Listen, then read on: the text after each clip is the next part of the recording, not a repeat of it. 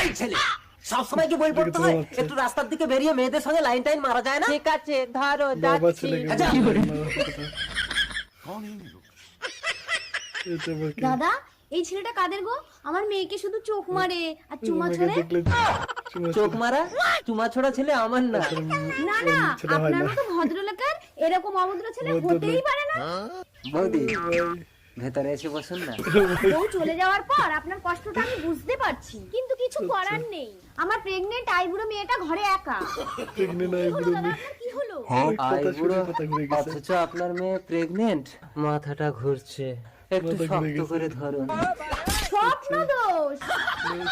স্বপ্নেও আবার কেউ সন্তান সম্ভব হয়?